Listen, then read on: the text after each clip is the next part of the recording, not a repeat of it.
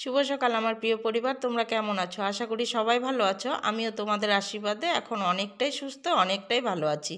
তো দেখো, তোমাদেরকে বাইরের পরিবেশটা দেখাচ্ছিলাম। কী রকম মেঘলা ওয়েদার, আর বৃষ্টিও হচ্ছে, মানে ঠান্ডা চলে গেছে, সব তুলে ঠুলে রেখে দিয়েছি, আবার নতুন করে একটা একটা করে বের করছি, জানো তো, এতটাই ঠান্ডা পড়েছে। তো দেখো, এদিকে দেখাচ্ছিলাম, ওই যে সাদা সাদা বিল্ডিংটা দেখতে পাচ্ছ না, সেই বিল্ডিংটা সারা দিন রাত আওয়াজ, কি যে এত কাজ হচ্ছে জানি না, একদম মাথার যন্ত্রণা তুলে দিয়েছে, জানো তো। তো আমার রান্না বান্না সব হয়ে গেছে, ভাবলাম ভিডিওটা শুরু করে দিই। তো ওই ফুল গাছটা দেখলে না, ওটা কিন্তু আমার সামনে, একদম গেটের সামনে, আর এই ফুল গাছটার সঙ্গে অনেকেই পরিচিত। তো দেখো, সেই গাছটাই দেখাচ্ছি, ঝাঁকিয়ে করি এসেছে আর ফুলও ফুটছে কিন্তু। তো রান্না হয়ে গেছে, রান্নাগুলো দেখাচ্ছি। দেখো, এই যে 6টা ডিম দেখতে পাচ্ছ, এই ডিমগুলো কিন্তু রান্না করব না। এই 6টা ডিম সিদ্ধ তোমার দাদাভাই ব্রেকফাস্টে খাবে। তোমরা ভেবো না 6টা ডিম খাবে, ভয় পাচ্ছ না গো। একটারও কুসুম খাবে না, শুধু চোকলাগুলো খাবে, ও কুসুম খায় না। তো এবারে শুটকি মাছটাও রান্না করব। তোমরা হয়তো বলতে পারো, দিদিভাই এই তো গ্যাসের থেকে উঠলে, কিন্তু কি করব বলো তো, তোমাদের দাদাভাই এনে রেখেছিল, অনেক দিন হয়েছে, তো রান্না হয়নি বলে ডেইলি চিৎকার করে, বলে আমি ফেলে দেব। তো আজকে রান্না করি, একাট্টু খাবো আর মেয়ের বাড়িতে একটু দিয়ে দেব, সেই মতো রান্না করে নেব, যা ঝামেলায় শেষ করে দেব। তো এই যে তোমাদের দাদাভাই কিন্তু ডিউটিও চলে যাচ্ছে। এবারে দেখাচ্ছি বন্ধুরা, দেখো আমার তিলে তিলে করা জিনিসটা কেমন করে ভেঙে চুরমার হয়ে গেল, দেখতে পাচ্ছ? দেখো ড্রেসিং টেবিলটার কি অবস্থা, কত জায়গায় নিয়ে একে ঘুরেছি আমি, জানো, 2004 সাল থেকে কিচ্ছু হয়নি। এত সুন্দর লেপ কাঁথা কম্বল দিয়ে বেঁধে বেঁধে নিয়ে যেতাম, আর দেখো ঘরের মধ্যে একা একা এভাবে ভেঙে গেল। গতকাল আমি ওই রুমে ছিলাম, এই রুমে একটা ফটাস করে শব্দ হলো, খুঁজছি খুঁজছি না, কোথাও কিছু নেই। আমি ভাবছি কিরে, ভূত টুত এলো নাকি, বোম ফাটার মতো আওয়াজ হলো। সন্ধে দিতে গেছি, তখন তাকিয়েছি, তাকিয়ে দেখি এটা এভাবে চুরমার হয়ে আছে, জানো তো। খুব কষ্ট লাগছে গো, এটা আমি অনেক কষ্ট করে কিনেছিলাম। একবার পুজোতে আমি জামা কাপড় নিইনি, জানো। সবারই জীবনে অনেক কাহানি, অনেক কিছু থাকে, তখন আমার পরিস্থিতি খুবই খারাপ ছিল। তো আমি কিন্তু ঘরের সমস্ত জিনিস পুজোতে জামা কাপড় না নিয়ে জিনিসগুলো আমি করেছি। আর এটা আজকের নয়, জানো, এটা 1400 টাকার জিনিস, কেউ দেবে আজকালকার বাজারে? তো বন্ধুরা ভাবছো দিদিভাই কোথায় যাচ্ছে? আরে ভাবলাম ঘর থেকে তোমাদেরকে বলে বের হবো। তো বলো তো কি, ওই একের পর এক ফোন আসছে, দেরি হয়ে যাবে। তো জানো না, তালা মেরে আবার কিছুটা এসে আবার ঘরে গেছি, দরকার ছিল একটা, আবার কাজটা সামলে এলাম। তো বলো তো কি, রেশন ছাড়াতে যাচ্ছি। তো সঙ্গে থাকো, দেখতে সকালে এই সে তোমার কি বলে, কাজকর্ম সব হয়ে গেছে, রান্নাবান্না হয়ে গেছে। তো এখন রেশনটা ছাড়িয়ে আনি। তো চলো যাই। তো এই যে রেশন ছাড়াতে গেছি, ওখানে দেখো এত ভিড়ে, যে একে দেখছো, আমাকে জিজ্ঞেস করছিল যে বৌদি কী করছো। আমি বললাম তোমাদেরকে ছেড়ে দেব, তোমরা টাইমলি রেশন দাও না।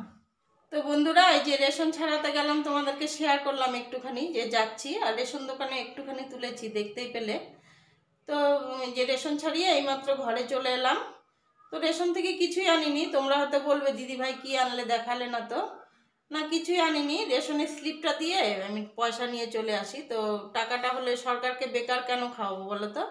তো রেশনের টাকাটা দিয়ে আমার পান জর্দাটাও চলে যায়, তো ওই পয়সা দিয়ে আমি পান জর্দা নিয়ে আসছি, জানো তো। তো সঙ্গে থাকো, একটা সারপ্রাইজ আছে, সেই সারপ্রাইজটা কি তোমাদের সঙ্গে শেয়ার করব, সঙ্গে থাকো, দেখতে পাবে। এবারে দেখো, সেই সারপ্রাইজটার জন্য এই যে এখন এসে জায়গাটা খালি করলাম, জানো তো। এই যে এই শোকেসটা দেখছো না, এখানে তো আমার সব ইসে টিসে মশলাপাতির কৌটো টোটো ওগুলো থাকে। তো এটা কিন্তু এভাবে এই দিকে রেখে এই মুখ করে রাখা ছিল। তো আমি এবারে এটাকে ঘুরিয়ে নিয়েছি ওই পাশে, একা একাই করলাম, ঘুরিয়ে জায়গাটা ফাঁকা করলাম। এই দেখো সারপ্রাইজটাও কিন্তু চলে এসছে। এটাকে তো তোমরা সবাই চেনো, এটা দাদাভাই যেখানে চাকরি করে সেখানে ছিল কোয়ার্টারে রাখা। তো ওখান থেকে আনিয়ে নিলাম আজকে, তোমার দাদাভাই সকালে ডিউটি গেল দেখতে পেলে, তো গিয়ে এটা পাঠিয়ে দিয়েছে আর কি। তো সেটাই বলো তো কি, ওই ঘরেতে জল উঠে, একটুতেই জল উঠে যায়। তো 1 মাস থাকবো না, অল্প বৃষ্টিতেই কালকে উঠোন পর্যন্ত জল চলে এসেছিল। তো 1 মাস থাকবো না, যদি দেখো বরফটা কি পড়েছে, যদি আবার জল ওঠে। ঘরে থাকলে তো ধরো আমরা বাঁচাতে পারতাম এদিক সেদিক করে, যেটা করে থাকি প্রত্যেক বছর। তো এবার তো আর যেহেতু থাকবো না, এর মধ্যে যদি জল আসে, কালকের বৃষ্টিতেই জল চলে এসেছিলো। তো পাঠিয়ে দিয়েছে। এটা এবার সেট করে নিলাম। সেট করে এই যে দেখো এগুলো সব খুলে নিলাম। আর আমার কিন্তু অফ ক্যামেরাতে ফ্রিজটার ভেতরটা পরিষ্কার করা হয়ে গেছে। দাঁড়াও দেখাবো তোমাদেরকে। আর এবারে এগুলো মাজবো আর কি। তো আমি ফ্রিজ কি দিয়ে পরিষ্কার করি যে যার মতো করে করো, আমি জ্ঞান দিচ্ছি না কাউকে। আমি কিন্তু এই যে গায়ে দেওয়ার সাবান দিয়ে আর এই ন্যাকড়াটা দিয়ে করি আর কি। এর সফট একটা ন্যাকড়া নিয়ে ওটা দিয়ে করি আর কি। তো সেই মতো করে আমি ফ্রিজটা পুরো ক্লিন করে নিয়েছি দেখো।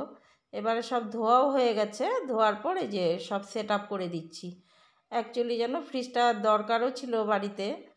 তো কি করব, এখানেও লাগে ওখানেও লাগে, জানি না কি হবে। তো জলের থেকে, বর্ষার জল থেকে বাঁচানোর জন্য নিয়ে এলাম আর কি। ঘরে না থাকলে জানো তো নালা নর্দমার জল একদম ঘরে ঢুকে যায় আর কি, জায়গাটা এতটাই নিচু। তো সেই মতো নিয়ে এলাম। পরে দেখা যাক, তোমাদের দাদাভাই আসুক তো আগে ট্রেনিং থেকে, পরে কি হয় না হয় দেখা যাক, ওটা পরেরটা পরে হবে আর কি। তো এই যে এবার দেখো সেট আপগুলো করে নিচ্ছি। তো বন্ধুরা কিছু কথা বলছি, আমার কাছে একটা খুশির খবর। গতকাল কিন্তু আমার পরিবারে একবারে 60 জন এসছো। তো জানি না কোথার থেকে কিভাবে এসছো, কেউ কমেন্টও করো নাই, কিছু বলনি। তো সব বন্ধুদেরকে বলছি, যারা যারা এসছো তোমরা প্লিজ আমাকে একটা কমেন্ট করে দিও। তোমরা যদি ভালোবেসে এসেছো, ভালোবেসে থেকে যেও, আমিও যাব। তো কমেন্ট না করলে আমি কোথায় খুঁজে পাবো তোমাদেরকে বলো তো? 60 জন, এটা মুখের কথা নয় কিন্তু। তো একবারেই এসছো, এটা মানে ধারণার বাইরে। তো আনন্দও লেগেছে 60 জন এসছো বলে, কিন্তু কে এসছো না এসছো বুঝতে পারছি না। যে বা যারা এসছো আমাকে কমেন্ট করে দিও, আমিও চলে যাব। তো দেরি হলেও যাব, ধৈর্য রেখো। আর ধৈর্য যদি না থাকে তাহলে চলে যেতে পারো, কোনো ব্যাপার না। এবার দেখো ওগুলো পাতাও হয়ে গেছে। তো এই যে উপরের সেটা পেতে দেবো আর কি, টাওয়ালটা। তো সব কিছুই ঠিক আছে বন্ধুরা। আমার যে ড্রেসিং টেবিলের গ্লাসটা ভেঙে গেল, এটার জন্য আমার মনটাই ভেঙে গেছে গো। অনেক কষ্ট করে নিয়েছিলাম। তো যেটা বললাম আর কি, ফান্ড করেছিলাম একটা 100 টাকা করে। তো 12 মাসে 1200 টাকা হয় নিজের, 100 টাকা বেশি দিয়ে 1300 টাকা দিয়েছিল। সেখানে আরও 100 টাকা ভরে 1400 টাকা দিয়ে আমি ড্রেসিং টেবিলটা কিনেছিলাম। তো কবে কিনেছি তোমরা এটা আইডিয়া করেই বুঝতে পারবে। তো সেই জিনিসটা ভেঙে গেল। আমার আফসোস এটাই হচ্ছে, কত জায়গায় টানাটানি করেছি এটা, তখন কিছু হয়নি। আর এটা ঘরের মধ্যে এভাবে ভেঙে গেল। ভূত এলো নাকি কি হলো জানি না, বুঝতে পারছি না। তো জানো এটা সব মেয়েদের ক্ষেত্রে একটা কিছু নষ্ট হলে খুব খারাপ লাগে। তো আমার কাল থেকে কিন্তু মনটা খুব খারাপ জানো তো। তো পরিষ্কার করা হয়ে গেল। এই যে এখন আমি ঘরটা ঝাড়ু দিয়ে নিচ্ছি। ঘরটা ঝাড়ু দিয়ে একটু ঘরটা মুছে নেব। তো খিদেও খুব পেয়েছে জানো তো।